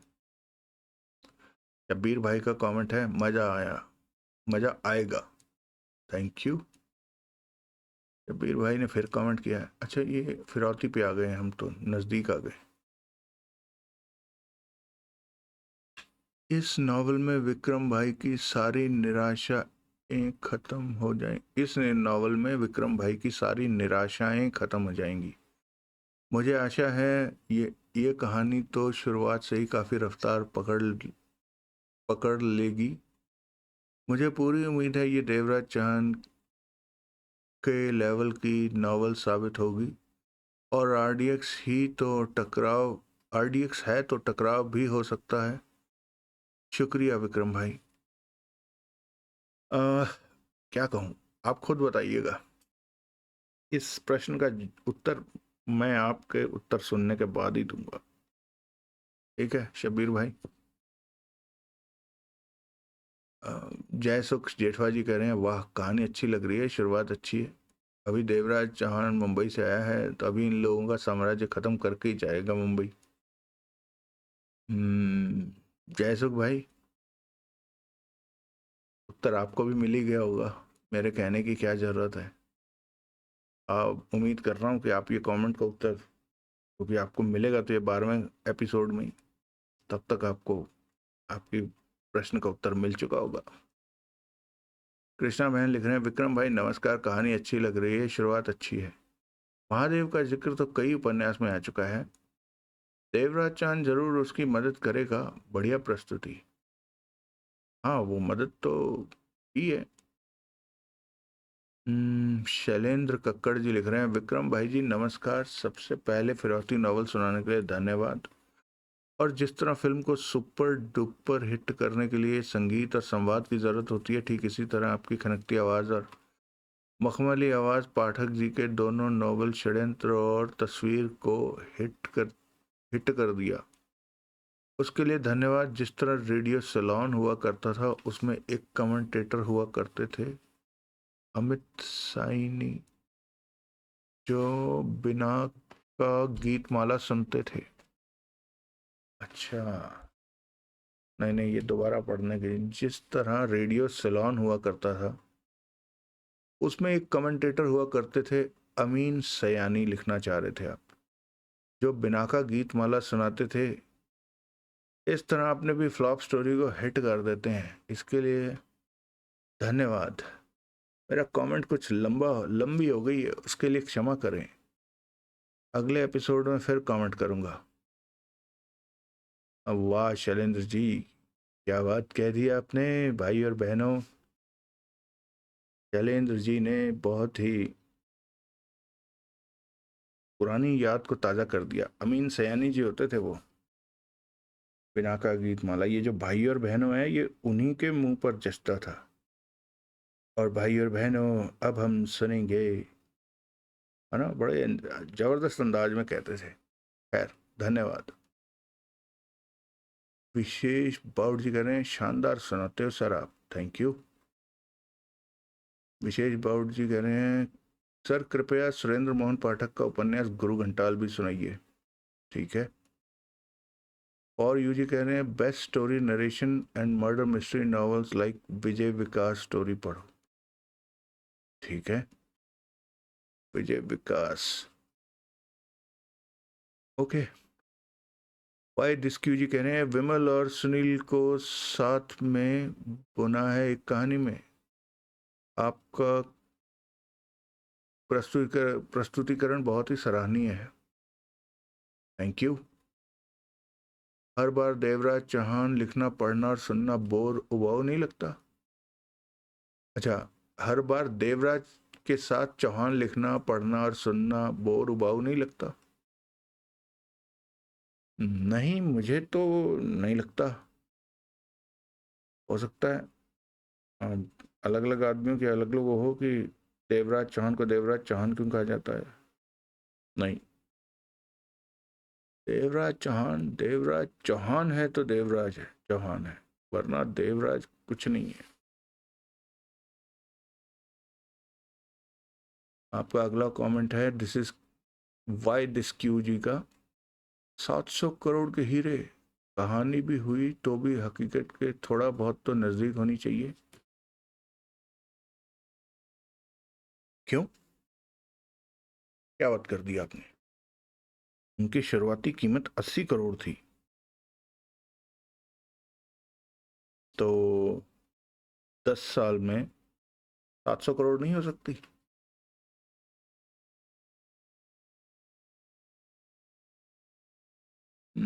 हर साल में पता नहीं यार, ये हीरो का मार्केट अपनी औकात से बाहर की बात है, कह नहीं सकते। लेकिन मुझे लगता है कि 10-12 साल में तो यार इतनी कीमत बढ़ ही जाती है। 80 करोड़ की शुरुआती हीरे जो हैं वो 700 करोड़ के नहीं हो सकते? बताइएगा दोस्तों, किसी को पता हो तो। खैर, लेकिन इसी को तो क्रिएटिव लिबर्टी कहते हैं। अब वो चलो 500 भी कर देता तो भी 250 के कितने के हो जाते, 200 करोड़ के भी होते, बात तो वहीं की वहीं थी। एम एस लाल किला जी कह रहे हैं, कहानी ठीक है बट स्लो बहुत है। और इनको शब्बीर भाई ने उत्तर लिखा है, नहीं भाई, शुरू होते ही रफ्तार पकड़ ली है। हाँ, थोड़ा लग तो रहा है, लेकिन कोई बात नहीं। संजय सोनकर भाई कह रहे हैं, जब सारे एपिसोड रिलीज होंगे तभी सुनूंगा। ठीक है भाई। कृष्णा बहन ने लिखा है, विक्रम भाई नमस्कार, कहानी कुछ अलग सी है इसलिए ठीक लग रही है। Thank you. जयसुख भाई कह रहे हैं very good story. Thank you ji. S B ji ने लिखा है thank you for finally uploading SMP novel. धन्यवाद। शब्बीर भाई ने लिखा है वाह क्या गजब मोड़ पे आ गया है कहानी बहुत ही ज़बरदस्त। Thank you. अच्छा ये सेकंड पार्ट पर लिखा है आपने। सना खान जी ने कहा विक्रम भाई आप देवराज चौहान की नावल सुनाया के ही नावल सुनाया करें। ठीक है सना बहन, कोशिश तो यही है लेकिन अगेन पाव भाजी के साथ एक्स्ट्रा बटर। भाई ने बताया था ना अपने थोड़ी देर पहले। राम रमेश कुमार रमेश जी लिख रहे हैं अभी तो डाउनलोड किया विक्रम भाई, देखते हैं उपन्यास कैसा है। देवराज चौहान क्या गोल खिलाता है। खैर एक बात तो है आपकी आवाज़ बहुत निराली है, बोलने का तरीका भी बहुत ज़बरदस्त है। सऊदी अरेबिया, अच्छा आप सऊदी अरब से लिख रहे हैं। ठीक है, अच्छा लगा ये जानकर। इंटरनेशनल लिसनर भी हैं हमारे। Thank you. राजेंद्र कांत शर्मा जी कह रहे हैं गुड। धन्यवाद। विशेष बाउट जी ने हैंड थम्स अप दिया हुआ है, थैंक यू। वैभव शुक्ला वैभव देशमुख जी कह रहे हैं अब तक तो कहानी शानदार है, आगे मिस कॉल जैसी ना हो। इसका आपको उत्तर मिल गया होगा, है ना वैभव जी। कबीर भाई कह रहे हैं विक्रम भाई आप नॉवल और लेखक का असली नाम मैड डालिए। मैड, आप लेखक और का असली नाम मदाली। शानू वॉइस वाली मैम भी पहले ऐसे ही करती थी, अब बेनाम से कहानी सुनाते हैं, आगे जाके कोई कॉपीराइट का झंझट आए इससे पहले थोड़ा गौर कीजिए मेरी बात पर।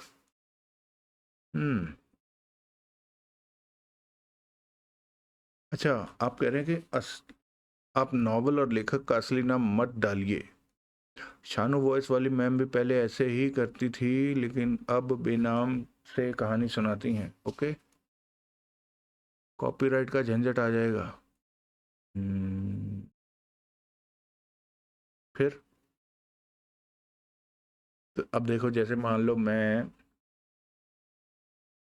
वैसे बात तो आपने मुझे फायदे की बताई है।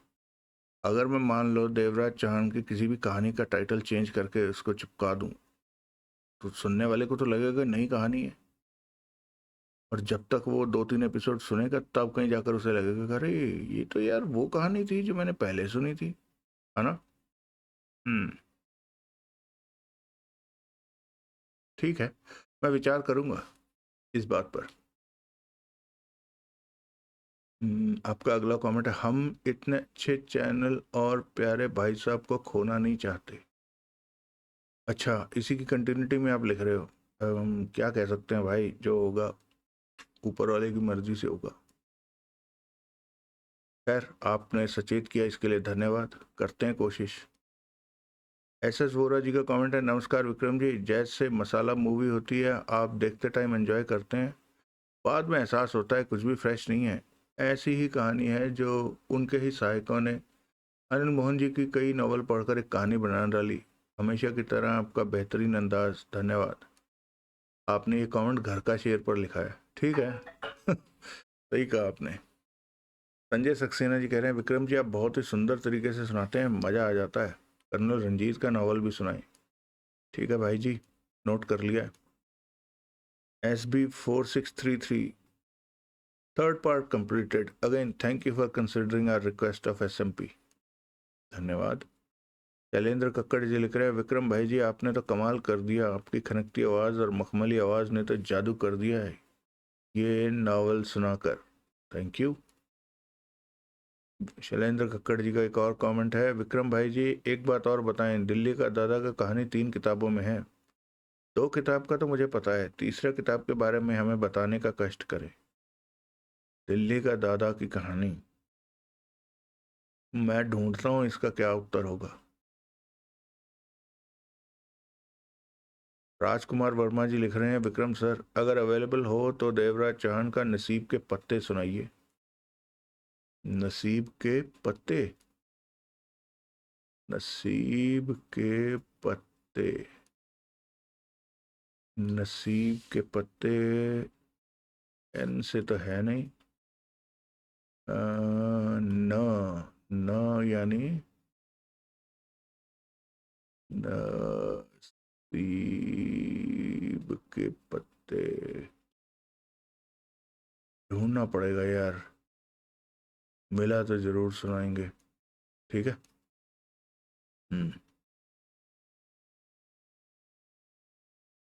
वैसे मैंने आपका लिख लिया है नसीब के पत्ते, और आपने चूंकि सजेस्ट किया है तो ज़रूर, और वैसे भी देवराज चौहान सीरीज का है तो।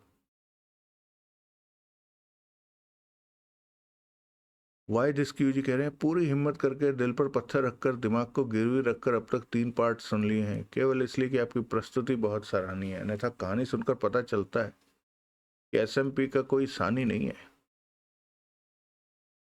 अम्म, हो सकता है, मतलब ये मैं इसलिए नहीं कह रहा हूँ कि मैं आपके साथ कॉन्ट्राडिक्ट नहीं करना चाहता हूँ, लेकिन लेकिन सच में हो सकता है कि ना हो उनका कोई सानी। लेकिन कभी कभी हर रोज आप समोसे या गुलाब जामुन नहीं खा सकते ना, कभी कभी कुछ और भी ट्राई करना चाहिए। तो वैसे देख लीजिए इसे, मतलब सुन लीजिए, कोई नहीं। कबीर भाई कह रहे हैं, विक्रम भाई अब आप एपिसोड के साथ कमेंट नहीं लेते क्या? वीडियो की लेंथ बढ़ाई नहीं जा सकती, जैसे 15 मिनट या 30 मिनट? अगर आपको सहूलियत हो तो थोड़ा बढ़ा दीजिए। ठीक है भाई, बढ़ा देते हैं। और बोलो।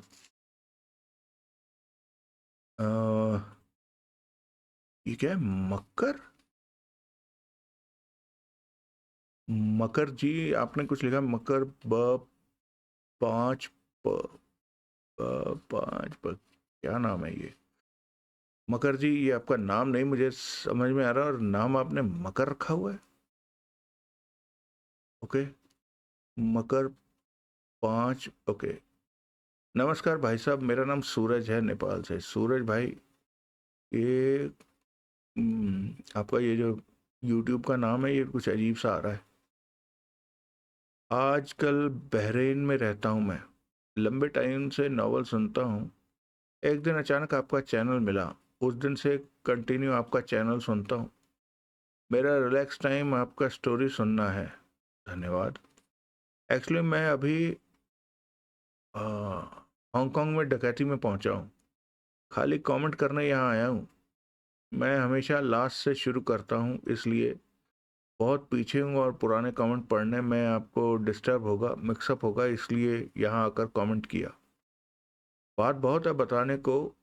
वैसे जो उपन्यास नहीं पढ़ते या जानकारी नहीं रखते उन लोगों से करने को कोई मतलब नहीं होता है, यही शेयर करेंगे। एक मिनट, दोबारा पढ़ना पड़ेगा। सूरज भाई धन्यवाद, आपने कमेंट किया है। नेपाल से हूँ, आजकल बहरीन में हूँ। ओके, लंबे टाइम से नॉवल सुनता हूँ, अचानक चैनल मिला। ठीक है, अभी आप हांगकांग में डकैती पर पहुंचे हैं और कमेंट करने के लिए आए हैं। अगर आप हांगकांग पर डकैती में भी कमेंट कर देते ना तो मैं इसको सॉर्ट करके वैसे लेता हूँ कि जो नए कमेंट आए हैं। अगर आपने देखा होगा, जैसे जैसे अभी एसबी जी ने कमेंट किया है, तो वो कौन है कातिल पर कमेंट किया है, जो कि काफ़ी पहले आया हुआ है, काफ़ी मतलब मेरे ख्याल से हफ्ते 2 हफ्ते तो हो ही गए हैं। तो जो भी लेटेस्ट कमेंट होता है वो सामने आ जाता है। खैर कोई नहीं, आपने यहाँ कमेंट किया, धन्यवाद।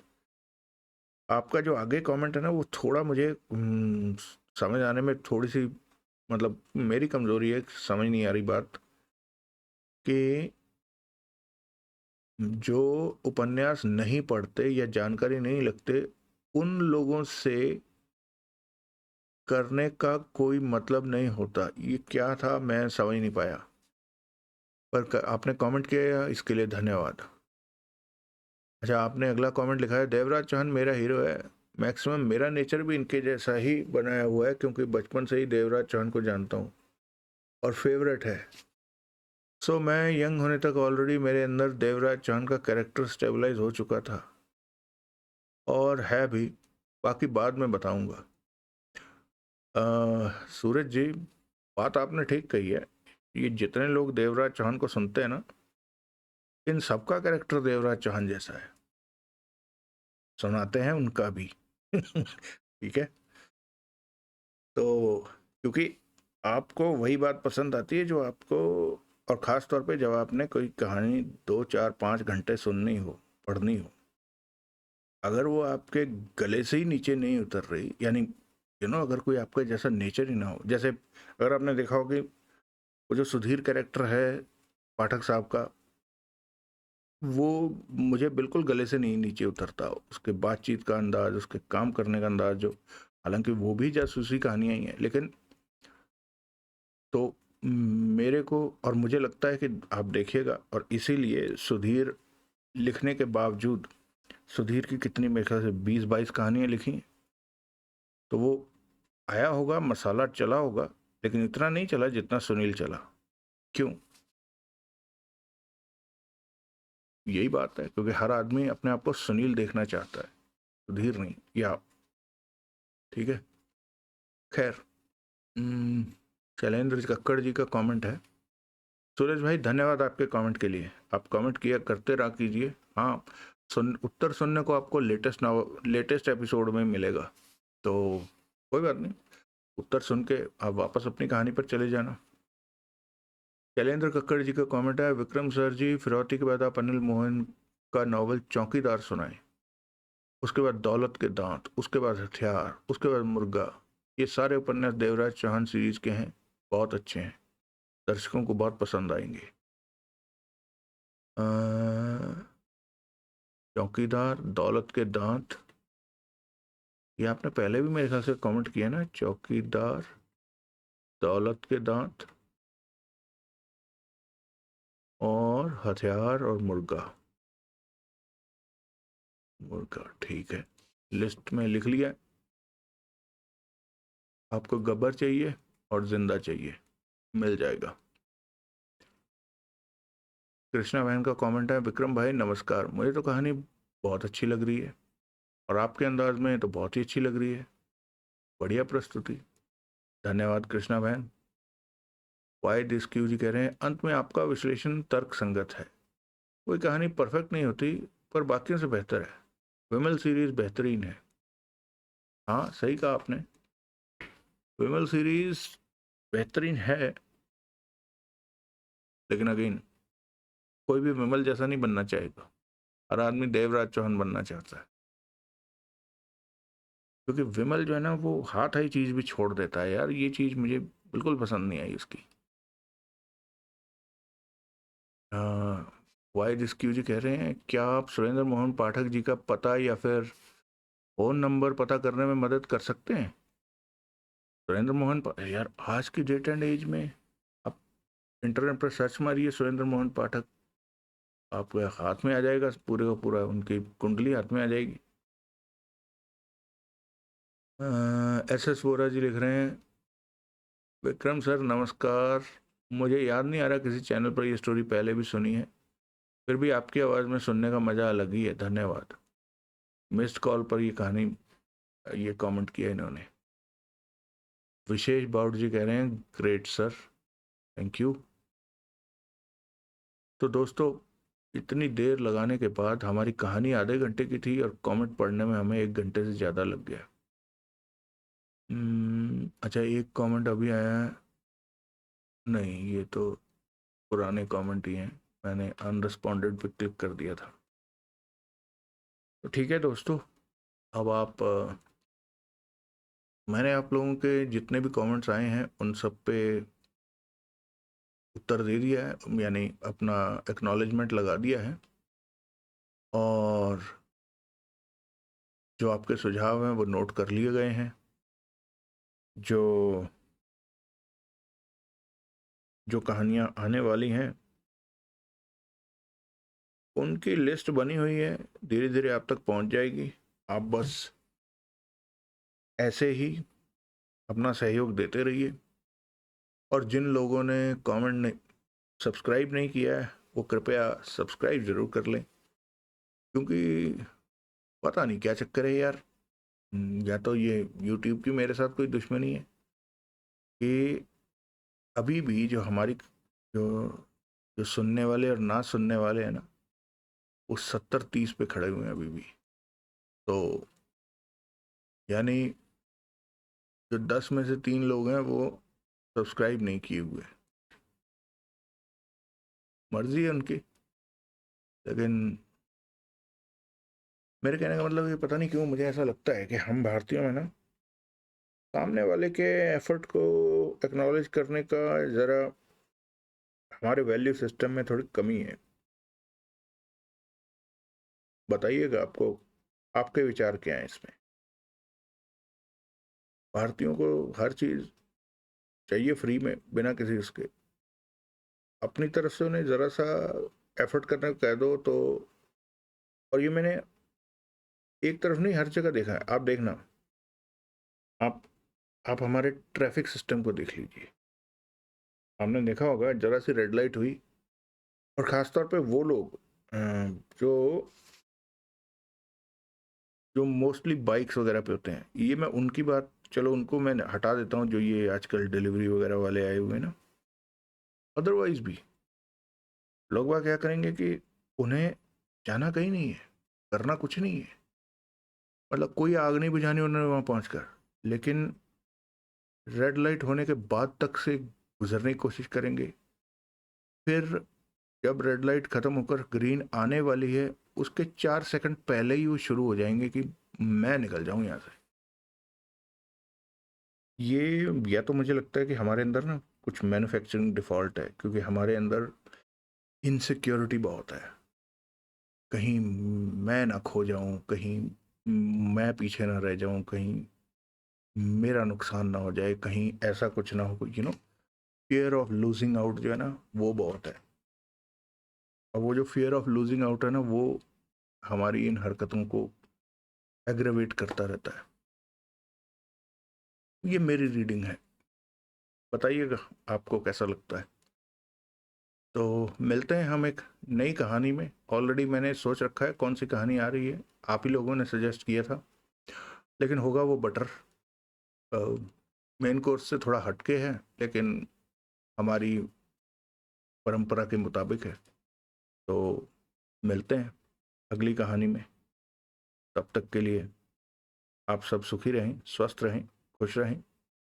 जय हिंद, वंदे मातरम, जय श्री राम।